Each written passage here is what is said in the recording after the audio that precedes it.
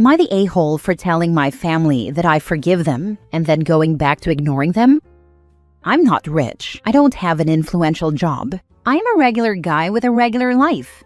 About 10 years ago, I had a falling out with my family. They took money that should have gone to me and spent it on my brother. He needed a lawyer, and my money from my grandfather's estate was just sitting in a regular account. The will was kind of crappy and said the money should be distributed by need. So, my need for a little stability was superseded by my brother's need for a lawyer for his third DUI. Whatever, it wasn't a huge amount of money, just $10,000, but it would have helped me build a buffer. I said that what they were doing was BS. I went to a lawyer and for $300, he told me that it would cost me more to get that money than I would eventually receive. So I said screw it and moved on. Once again, I'm not rich and I have an average job. But 10 years of plugging away with few distractions helped me build up a little nest egg. I did start ignoring my family drama though. I still showed up for some holidays, but that's it. Then my brother used my parents' car because his had a built-in breathalyzer. He hit another car. No one was seriously injured, thank God, and he didn't want to get caught, so he did a hit and run. Long story short, he needs a lawyer. But our parents decided not to tell the cops that he took the car without permission. So insurance won't cover anything. If they admitted he stole it, then he would face consequences. But they would get their car fixed or replaced, and the people in the other car wouldn't be suing them for medical bills and other expenses. My parents reached out to me for help. I said no. They said that 10 years is a long time to hold a grudge, and that I need to forgive them. So I said that I completely forgave them for taking money that should have been mine and wasting it on him. I forgave them completely and wholeheartedly for always picking him over me. I said I forgave them for making sure I had to struggle so he wouldn't have to. I then told them they couldn't have any money and that they were probably screwed financially. They were most likely going to lose their home and whatever they had saved for retirement. I don't know if they can change their minds and admit my brother is a thief. I don't know anything about lawyers or cops or any of that. I just don't think I owe them anything beyond the same sort of apology they gave me when they stole my money. Now for the top comments. Not the a-hole. Your brother is an unrepentant drunk and your parents are enabling him. Stand firm and give them no money. I'm not giving them a cent. They wanted me to forgive them. They got that. I thought it was pretty generous. I think in most places hit and run is a felony, and I believe aiding and abetting is frowned upon as well. Turn them all in, and you'll get him off the road with no more DUIs and a safer environment for other people, as well as hopefully a nice long recuperation time for him behind bars. Also, forgive doesn't mean forget.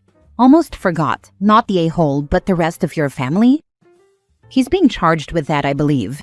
I don't know all the details, but he is in deep trouble. A lawyer won't help much. Even now, the golden child doesn't have to pay for his actions. Your parents pay for them and expect everyone else to as well. They created the monster, and they can pay for it. It's not on you to ruin everything you've saved up for to, again, bail your brother out of trouble. If they'd been less coddling and made him face consequences earlier in life, they wouldn't be where they are now. He's going to jail anyway, so let him. They are the classic case of setting themselves on fire to keep someone warm. He's not the golden child. He is the family disappointment. They just baby him. What excuse are your parents going to use when your brother kills someone? Don't know, don't care. I'm out. Next story. Am I the a-hole for telling my mother to leave my portion of the inheritance and farm to my children instead of my husband? I, 38 female, am not wealthy, but my parents own a farm that has been in our family for a long time. It's not a flashy or highly profitable property, but it has deep sentimental value, and my parents have always been clear that they want it to stay in the family if at all possible. One day, my husband, 38 male, and I were talking about long-term plans in the future, and the subject of the farm came up. During that conversation, he said that if the farm ever came to us, he would want to sell it. I was taken aback. I told him that I would prefer to keep it, partly because my parents want it to remain in the family, and partly because I like the idea of having something tangible to pass on to our children when they are older. His reaction surprised me. He became extremely angry. and said, "So we'll never get anything to make our lives easier?" That hurt because it made it sound like he viewed the farm solely as a financial opportunity rather than as a family legacy. I tried to explain my parents' wishes and told him that if it ever came down to it, I could sell my portion to my siblings instead. That way, the land would stay in the family, and he and I wouldn't be forced into owning something he didn't want. Instead of calming the situation, that seemed to make it worse. He accused me of planning to give the land away or sell it at a discounted price to my brother or sister, implying that I would put their interests ahead of ours. I was genuinely shocked by this reaction. Half joking and half hurt, I asked if he had only married me for money. I meant it as a joke, especially since I am not wealthy, but he took it very seriously. He told me how dare I say something like that, and then gave me the silent treatment. I eventually apologized for making that comment, even though it came from frustration rather than malice. He accepted the apology but said it would take him a while to get over it, which I tried to respect. Later on, when my parents brought up the farm again, I explained my husband's position to them. They asked whether hearing directly from them about their wishes would make a difference. I honestly didn't know. After thinking about it, they started considering simply leaving the land directly to my children in their wills, which aligns with what I wanted in the first place. What complicates this for me is that my husband received a small inheritance from his own family. When that happened, I told him it was entirely his decision what to do with it. He chose to put it into our shared savings, and I never questioned or pressured him about it. Now I'm wondering if I'm being unfair or selfish for wanting to respect my parents' wishes and think about our children's future, even if it means we don't immediately benefit financially. So, am I the a-hole? Not the a-hole. Willing the farm to the kids is the smart move. You wouldn't want to saddle this and then have him change his mind. Just cut out the possibility of the middleman entirely. Is it the smart move, though? I don't know OP's situation, but are there going to be cash assets too? Otherwise, who is paying property taxes for the indeterminate amount of time the properties are transferred to the kids, but they can't afford it? Does keeping it in the family mean the kids are going to have to sell it anyway because of the overhead? Or is the husband going to be paying expenses for the property? Not the a-hole, but in most places, an inheritance is not community or marital property, and he would have no say on how the inheritance is handled. True, but he could make my life miserable if I don't do what he wants. He can make your life miserable if he knows you told your parents to put your children on there instead of you. If he wants to be controlling and awful about this, he will be, no matter what you do. They said that they would tell him the truth, that they were afraid he would sell it, and he could just be mad at them instead. Then that isn't a healthy relationship or marriage. If you're scared about what he may do, or that he'll make your life miserable for not doing something for him, that's not normal. I know, but I can't seem to fix it. I have tried to do what he wants. Then I am tired. Then he mocks me for being tired. He doesn't see any problem in the marriage aside from me. Next story. Am I the a-hole for telling my mom we will never have a relationship because of my cousin? I, 16 female, have little to no relationship with my mom due to her constantly prioritizing my cousin's opinion over mine. It sounds stupid, but no matter what I want, my opinion doesn't matter unless my cousin mentions it. Then it suddenly matters. For example, I've tried to do things with my mom to hopefully repair our relationship, like simply watching a TV show together. However, she only wants to watch things my cousin suggests, and my cousin and I have extremely different tastes. Even when I suggest new movies or books, she says she doesn't think she would like them. But if my cousin suggests the exact same thing, all of a sudden she wants to watch or read it. I've tried so hard to connect with her, but at the end of the day, it doesn't matter unless my cousin suggests it first. My mother spends at least 2 to 3 hours every day on the phone with my cousin, but only speaks to me when she needs something.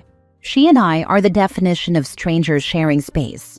I've asked her several times to hang out or just talk, and she says she has a headache every single time. Recently, she asked me why I'm not touring my cousin's college, and I told her I didn't want to. The college has the basic requirements for my major, nothing more. I plan on getting as many degrees as I possibly can to advance my career quickly. She got upset that I'm not even considering that college, and I told her again that it doesn't meet half of my personal requirements. She's been acting upset and moping around ever since. Then yesterday, she overheard a conversation where I was talking about cutting contact with her as soon as I leave for college. She was livid. She asked me what she had ever done to make me want to cut contact. I told her it's the constant favoritism toward my cousin and my little sister, and the fact that she constantly neglects my needs. For example, about 3 years ago, I got a serious knee injury and had to beg her for 3 months to get me a doctor's appointment because it hurt so badly. Because of her delay, I now have chronic knee pain and will have it for the rest of my life. I also told her that maybe if she actually tried to have a relationship with me, we wouldn't be having this conversation, but instead she's trying to live a relationship with my cousin through me. She got extremely mad and has been telling everyone in the family about this. Some of my friends say I was a jerk for speaking to her the way I did, but I don't think I was in the wrong. Thanks for reading. That's a little odd. You mentioned your sister also being an issue, and that's unfortunate but not unusual. But is there any reason she's so focused on your cousin? I personally think it's because my cousin is the child she always wanted. I'm more of the stay-at-home, play Minecraft, while also being smart academically type, while my cousin is the blonde, athletic American dream child type. Not the a-hole. Strangers sharing space is such a heartbreaking way to describe a relationship with a parent. But the part about your knee? That's literal medical neglect. The fact that you have chronic pain now because she couldn't be bothered to take you to a doctor is horrifying. She didn't earn a relationship with you just by giving birth. If she spends 3 hours a day on the phone with a cousin, but has a headache for 5 minutes with her own daughter, she's already made her choice. Focus on your goals and get that degree. You're doing amazing, sweetie.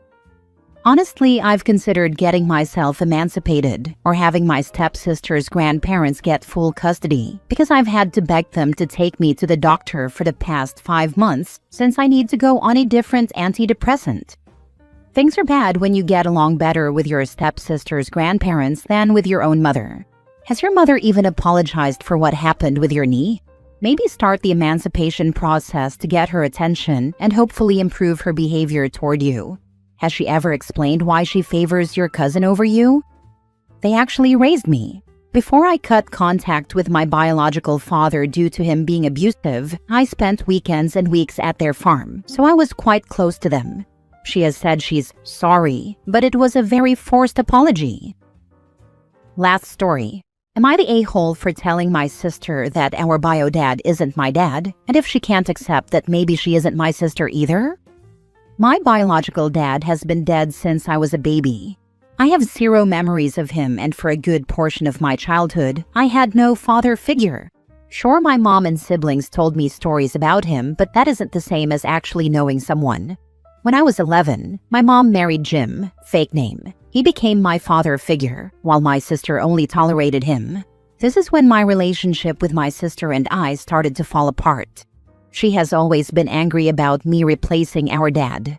She would make me feel bad for thinking of Jim as my father figure, and said I was betraying our biological dad. Our relationship got better after she went to college. The issue started again when I was looking through old photos with my mom, and we saw a few of my biological dad at a theme park with my siblings. Apparently, before he died, he would do little theme park trips with the kids. I asked Jim if we could go to a theme park and take some pictures. He agreed, and we went this weekend. I had a great time and posted some pictures on Instagram. My sister did not take it well. We got into an argument. She claimed I was betraying our biological dad and said how dare I do something that our biological dad did with them, but with Jim. I pointed out that I see Jim as my dad, that I literally call him dad. It went on for a while, and she told me I was being a bad daughter for replacing him. I had enough and told her that our biological dad isn't my dad, that my dad is Jim, and if she can't accept that, then maybe she isn't my sister either. She went to my other sibling, and I am now being told to apologize. I don't want to. I am sick of her making me feel bad for thinking of Jim as my dad, when I don't even remember our biological dad at all. It also wasn't even the same theme park. The one we went to opened last year. Not the a-hole. Hopefully one day your sibling will realize that a ghost can't be a father, and that you're not to blame for allowing the person who is there to be your dad. It's not a betrayal, unless she also wants to accuse your mom of betrayal for remarrying in the first place. She has a rocky relationship with mom over this too. She does think it was a betrayal to get remarried. It's a betrayal to remarry after 10 years? Does your sister think your mom should have remained single for the rest of her life? Basically, she threw a fit when mom tried to donate some of his stuff. We literally have bins of my biological dad's old clothes because she freaks out anytime someone tries to donate them. There's a whole bin of his underwear that we apparently can't throw away. Everyone sucks here. Even though you didn't include ages, it's clear that your siblings are older and do remember your biological dad. She's wrong to police your relationship with Jim and say you're replacing your bio dad, but you're being insensitive to the fact that she lost her father.